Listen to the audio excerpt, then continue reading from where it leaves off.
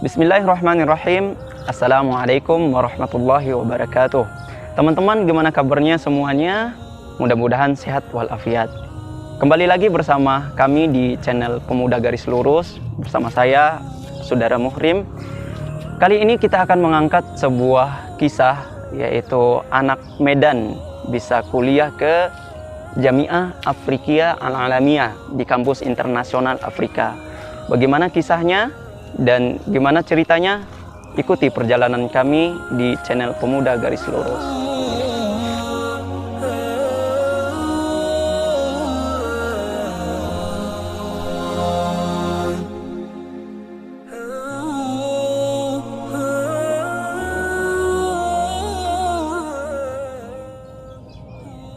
أعوذ بالله من الشيطان الرجيم بسم الله الرحمن الرحيم يا أيها الذين آمنوا إذا نودي للصلاة من يوم الجمعة فاسعوا إلى ذكر الله وذروا البيع ذلكم خير لكم إن كنتم تعلمون فإذا قضيت الصلاة فانتشروا في الأرض وابتغوا من فضل الله واذكروا الله كثيرا لعلكم تفلحون وإذا رأوا تجارة أو لهوا انفضوا إليها وتركوك قائما قل ما عند الله خير من اللهو ومن التجارة والله خير الرازقين صدق الله العظيم.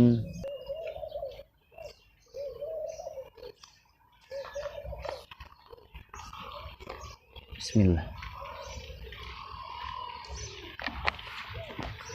Assalamualaikum. Waalaikumsalam warahmatullah. Ustaz Habibi, kaifa haluk? Alhamdulillah bil khair. Insyaallah. Gimana kabar Ustaz? Sehat-sehat nih? Sehat-sehat alhamdulillah. Insyaallah. Antum gimana? Alhamdulillah sehat ya, Ustaz. Insyaallah. Ustaz Habibi, kami dari Pemuda Garis Lurus ini ya pas tadi mendengar murojaah antum, kita kepingin nanya-nanya, boleh nggak Ustaz? Iya, fadhal Ustaz. Silakan. Ya awalnya mungkin perkenalkan diri Ustaz. Perkenalan Ustaz, nama ana Muhammad Habibi Azimi. Ustaz Habibi berasal dari daerah mana? Dari Medan Ustaz. Medan. Pekanlabuhan, Desa Kampung Agas namanya. Desa Kampung Agas. Baik teman-teman yang di daerah kampung beliau ini, Masya Allah bisa menyaksikan bersama beliau sekarang lagi bersama Pemuda Garis Lurus. Kami kepingin bertanya-tanya lebih lanjut kepada beliau, bagaimana beliau sampai ke Universitas Internasional Afrika ini, sehingga nanti bisa menjadi pelajaran bagi daerah-daerah, bagi teman-teman di daerahnya. Antum dulu dari awal sekolah itu gimana, dari SD, SMP, SMA, boleh diceritakan Ustaz? Ana tuh SD di Medan, dekat daerah ana, namanya SD Al-Wasliyah. Setelah ana tamat SD, ana tuh masuk pesantren, masuk pondok. Itu pertama tuh mondok di dekat daerah Siantar, namanya Pondok Siantar. Al-Fatah namanya. Terus ana pindah ke Tanjung Pura, Langkat. Nama pondoknya tuh Tajusalam. Pertama kali ana ke Sudan itu memang nggak ada niat Ustaz. Kalau pertama kalinya ana mau ke Sudan, karena kakak ana dulu pernah belajar di sini, jadi beliau menawarkan ke ana gitu. Iya. Katanya mau nggak belajar di Sudan katanya kan. Insyaallah. Terus ana jawab, ntar lah, ana pikir-pikir dulu, ana bilang kan. Iya. Setelah itu tak lama ana berpikir-pikir kan, terus ana putuskan Berangkat. ana mau berangkat gitu. Insyaallah. itu pun Ustaz bukan berarti ana juga banyak duit Ustaz ya gitu kan. Itu pun juga kemarin tuh sempat juga kan harus menjual beberapa tanah gitu agar bisa kita berangkat ke sini gitu kan. Jadi ana pun berangkat ke sini itu melalui jalur bebas Ustaz, gitu.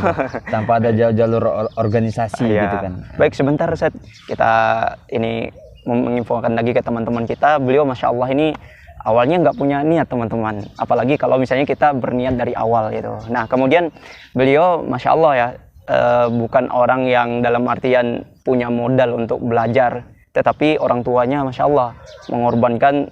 Ya mungkin beliau mengatakan udahlah nggak apa-apa, beliau nggak dapat warisan ya. Yang penting belajar ini udah menjadi warisan, Masya Allah.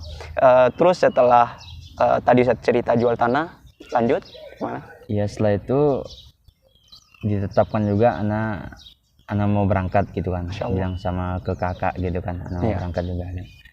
Udah waktu itu anak nggak jalur organisasi, anak jalur bebas, jadi anak terbang sendiri gitu. Bebas juga. Jadi anak terbang sendiri, nggak tahu apa-apa, berangkat gitu kan. Masya Allah. Terbang naik pesawat ya? Iya, terbang. Naik pesawat sendiri gitu, nggak ada ngawanin gitu. Hebat. Terus ceritanya udah sampai Sudan nih. Iya. Terus ketika di Sudan, antum awalnya gimana ceritanya di Sudan, Ustaz? Oh, awal cerita di Sudan ini, Ana juga nggak langsung masuk kuliah Ustaz, karena memang kan Ana kan jalur bebas itu kan. Ya. Jadi Ana tuh pertama itu waktu awal pertama kali sampai di sini tuh Ana masuk Mahat Lugoh namanya, maksudnya belajar bahasa dulu gitu. Ustaz, antum tadi nggak langsung kuliah ya, berarti masuk Mahat Lugoh. Terus gimana bisa masuk ke universitas, Ustaz? Nah itu Ustaz mungkin agak sedikit panjang juga ceritanya ya. Ana bisa artinya perjuangannya luar biasa juga ya. Sampai Ana bisa dapat qabul, bisa masuk kuliah gitu kan.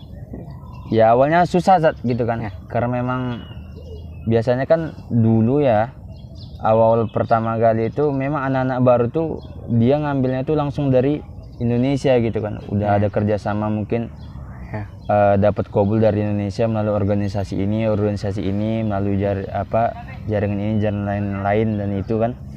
Cuma anak kemarin itu mungkin agak sedikit kesusahan untuk nyari-nyari qabul gitu kan, nyari qabul ke organisasi gitu kan, supaya bisa diterima gitu kan. Soalnya gini soalnya di Afrika ini kalau tanpa melalui jalur organisasi ataupun jalur apapun itu susah gitu kalau kita mau mengajukan beasiswa. Gimana respon teman-teman yang membantu antum sehingga bisa masuk ke universitas, Ustaz? Ada beberapa memang kawan memang selalu support. Memang ketika itu memang agak sedikit terkendala Diana juga kan, kan? Sempat berpikir juga pengen pulang gitu kan. Karena tidak ada dapat qabul gitu kan, pengen pulang, bingung ngomong ngapain gitu kan. Ya, karena melihat teman-teman udah pada masuk kuliah, antum Mahat Lugoh kemudian gitu, harus mencari qabul lagi sendiri ya. Terus bisa lewat apa jadinya, Ustaz?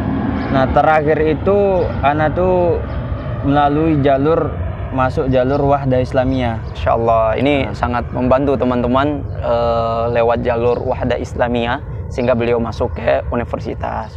Baik, berarti antum udah keterima di kampus nih, Ustaz. Iya. Nah, kira-kira selama kuliah kesan antum di Sudan dengan keadaan seperti ini gimana, Ustaz?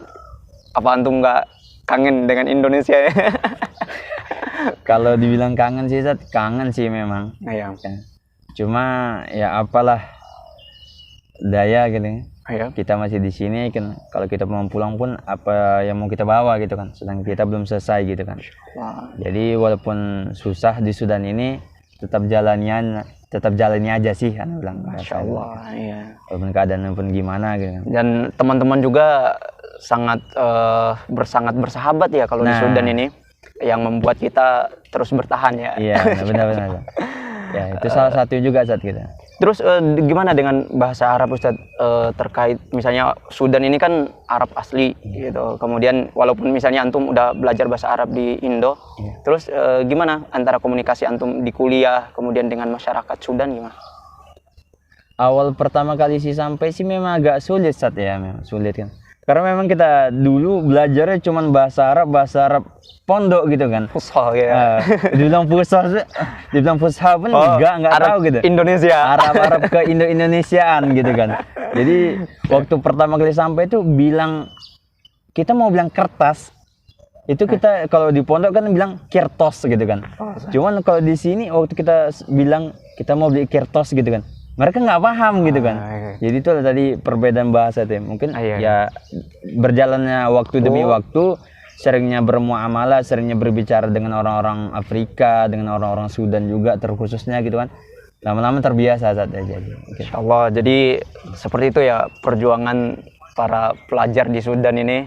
Saya sekarang, tapi gimana sekarang? Udah menikmati pergaulan di Sudan dengan masyarakatnya gimana sih? Oh, kalau sekarang sih sudah terlalu menikmati ya.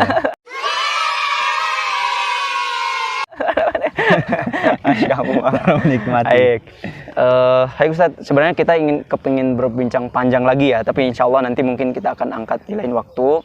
Tapi ini karena singkat ya, kita ingin pemuda garis lurus ini ingin memberikan inspirasi kepada para pemuda-pemudi baik yang ada di kampung ataupun di kota atau semualah di manapun teman-teman berada.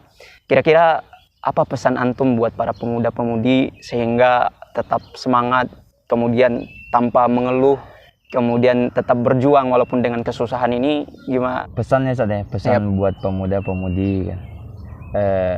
Mungkin pesannya kita dengar perkataan ulama Imam Hasan Al-Basri, beliau merupakan imam besar juga di zaman tabi'in.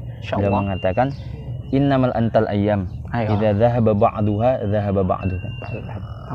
Kita ini hanyalah susunan hari-hari katanya. Idza dhahaba ba'duha dhahaba ba'duha. Kalau pergi sebagian hari-hari itu maka pergi jugalah sebagian dari kita gitu kan. Insyaallah. Jadi kalau seandainya hari-hari kita dihabiskan oleh bermain, dihabiskan oleh perbuatan-perbuatan yang sia-sia gitu. Maka hasilnya juga maka hasilnya ya nggak baik juga gitu. Seperti apa yang kita lakukan sekarang. Iya, apa? Misalnya pemuda yang belajar, maka hasilnya nanti akan memetik dari hasil belajarnya. Iya, benar. Tapi kalau misalnya main-main, ya sampai tua juga main-main gitu. Apakah hidup kita hanya sekedar main-main gitu kan? Benar. Nah, lantas nanti setelah beliau meninggal, terus beliau menghadapkan sang ilahi gitu.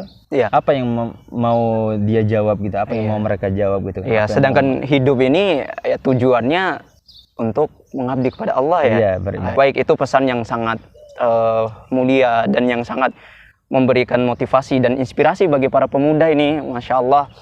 Untuk orang-orang yang pernah berbuat kebaikan kepada anak khususnya gitu kan, terima kasih gitu kan, jazakumullah khair gitu, kepada orang tua terutama gitu kan, kepada saudara-saudara, uwa, nenek dulu almarhum kan almarhumah. Anda ucapkan juga terima kasih juga para ustadz dan ustadz juga yang sudah mendukung gitu kan. Insyaallah. Pada orang-orang kampung juga yang mendukung juga gitu kan. Ya, karena itu pertama kampung kali antum tercinta ya. Pertama kali Anda berangkat gitu kan. Agak sedikit sedih gitu kan ketika ditinggalin gitu. Baik Ustadz, alhamdulillah terima kasih atas waktunya.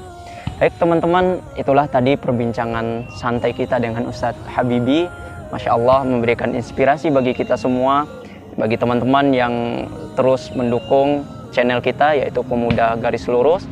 Terus ikuti perjalanan kami, jangan lupa untuk subscribe, like, and share. Terima kasih. Baik Ustadz Habibi, kita pamitan. Assalamualaikum warahmatullahi wabarakatuh.